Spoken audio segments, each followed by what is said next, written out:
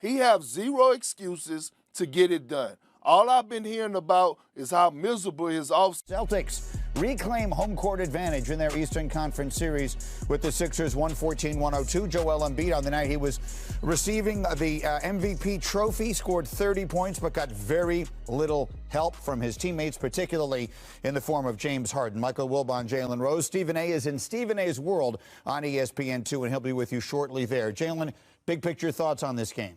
I want to give first and foremost credit to the Boston Celtics. They do something that's very unique. They basically guard Joel Embiid with 5 different players. Take away his airspace so he can't catch and shoot, force him to be a ball handler, and then they swarm. And if he scores and he gets 30, great.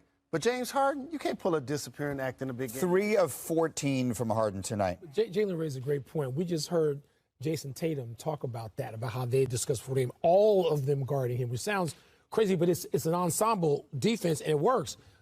But Harden, oh, my goodness. You talk about the string of disappointments he's had in the playoffs, and this is right up there on the night that Joel Embiid receives his MVP trophy.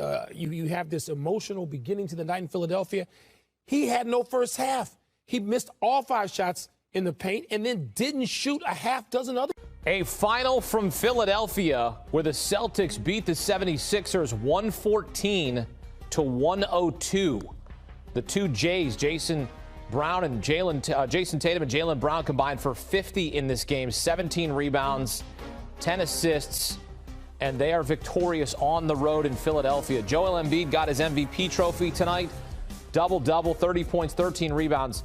Now, James Harden, that doesn't look as bad. He had 16 and 11. However, it took him a lot of shots to get there. He was 3 of 14. So I'm going to add that up real quickly. That's not good.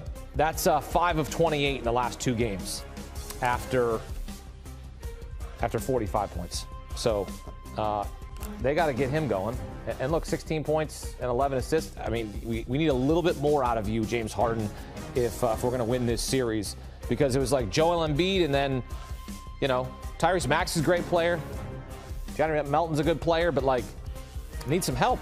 Al Horford at 17. He had a big 3 with 3 minutes to play to put him up by 7. And then it was Jason Tatum who hit another jumper, and that was really kind of the difference down the stretch because it got to within 4 with 4 minutes to play. Joel Embiid hit a bucket, but then it was Celtics rest of way, and they take a 2-1 series lead.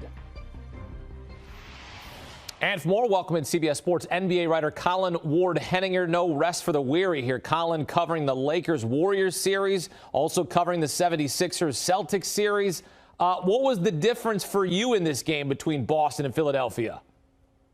Yeah, I mean, we can talk about James Harden a little bit later, but really the difference was Boston was just first to the ball. They were hustling. They were getting on the floor. They were getting every loose ball, offensive rebound. You could hear Doc Rivers saying in the huddle to his team, hey, guys, are we going to play? Do you want to get this game or not? And that is a very concerning sign in a game 3 that, is your first home game of the series, and the energy should already be up. And Joel Embiid got the MVP trophy before the game. And if you can't get up for a game like this, that could present some problems down the stretch in this series. So obviously the 76ers getting themselves into a hole here, and it just looked like Boston wanted this game more than they did. All right, so Joel Embiid in his second game back since injury, and they've lost both of them.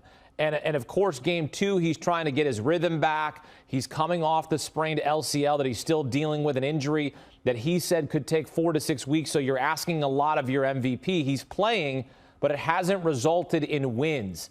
How is having him in the lineup, how is that changing what Philadelphia is doing in these games?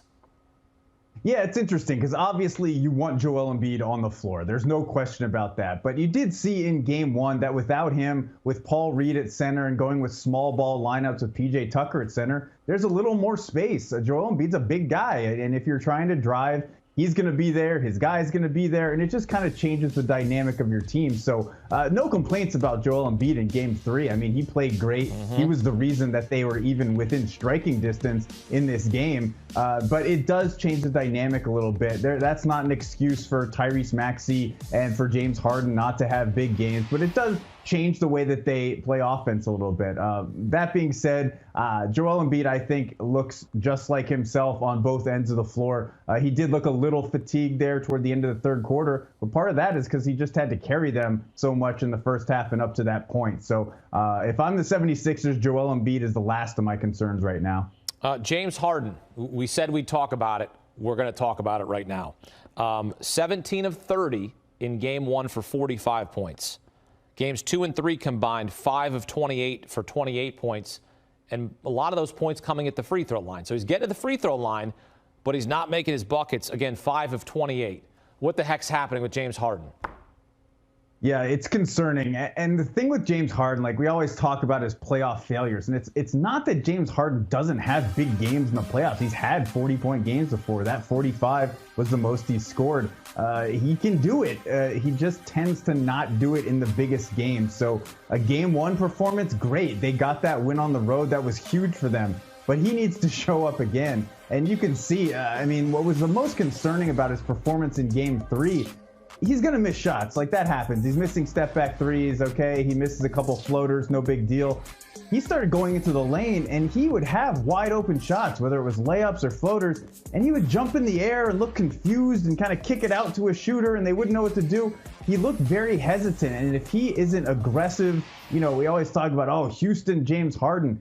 Even if he's not scoring like Houston James Harden, he has to have that mentality that I'm going to score on every single play, because that's what collapses the defense. That's what allows him to get his teammates involved. And if he is not that aggressor in terms of looking for his own shot, and particularly looking for his own shot around the rim, the 76ers just can't survive because their depth is nowhere near as good as the Celtics. You're absolutely right about that. And the two guys leading the Boston Celtics, the two Jays, Jason Tatum and Jaylen Brown, who combine for a 50-point triple-double, Colin. 50 points, 17 rebounds, 10 assists. These guys can carry a team to an NBA title. We saw them get there last year against the Warriors. What have you seen in their development with another year of playoff experience under their belt, now getting it to a 2-1 series lead? I'm not asking you to get ahead of yourself here because it's only a 2-1 series lead, but you've seen how they've carried this team.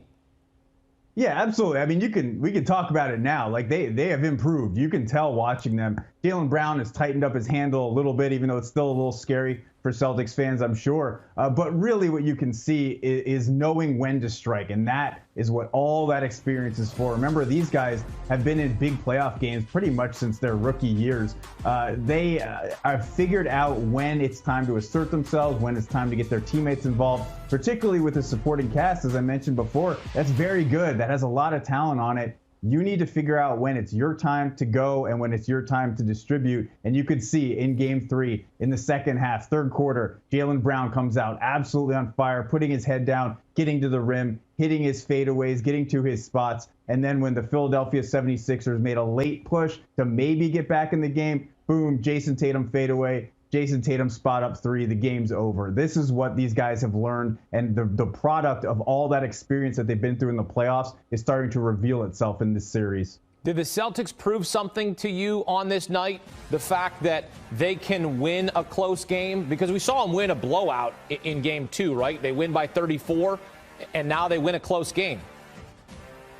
Yeah, absolutely. And the Celtics, they had a great season, but they did not perform very well in the clutch. Like, in clutch games, their net rating and things like that isn't what you would expect of a team of that quality. So to see them do it in the playoffs, particularly, Jason Tatum said after the game, he said, I don't think we really played that well. And that's a good sign for the Celtics. If they can come out with a win in a game that they feel they didn't play well, that is what distinguishes champions from teams that were very, very close. So we're absolutely learning a little bit about the Celtics. We just need to see that they could do it over a complete series rather than just one game at a time. Celtics chasing their 18th NBA title, which would break a tie with the Lakers for most all time. As for the 76ers, also chasing a title, haven't won one in a long, long time. For them to win Game 4, which comes our way on Sunday back in Philadelphia, what adjustments does Doc Rivers and his staff have to make? Yeah, I think it's like we talked about. It's energy and effort. You can draw up X's and O's and say we can try to free this guy up. I mean, they got good games from PJ Tucker. They got a great game from DeAnthony Melton. Tyrese Maxey and James Harden combined for less than 30 points. That's just not going to get the job done. And so James Harden needs to come out and be much more aggressive offensively, like we've talked about, looking for his own shot, trying to get to the rim, figuring out when it's his turn to go and when it's his turn to distribute. He seems to be very confused about that in games 2 and 3. And then Joel Embiid just needs to be Joel Embiid, the best player on the floor, go out and absolutely dominate, because we all know they cannot go down 3-1, losing 2 games at home and heading back to Boston. That's a recipe for disaster. So, we can't say it's a must win, but it is absolutely a must win for the 76ers. Well, Jason Tatum and Jaylen Brown leading the Boston Celtics over Joel Embiid and James Harden in Game 3 to take a 2-1 series lead, and Jason Tatum doing things at the end of this game to close it out. He outscored the 76ers all by his lonesome over the final 3 minutes of the fourth. He outscored them 7-6. And I know it's a 1-point difference, but in the end, it made a big difference as now Boston takes a 2-1 series lead into Game 4 on Sunday. Colin Ward-Henninger breaking it down for us here on CBS Sports HQ. Colin, thanks. So, as we mentioned, Game 4 coming your way Sunday, 3:30 Eastern in Philadelphia. 76ers will look to even up the series and at least protect their home floor and get a split. Meantime, Boston going to look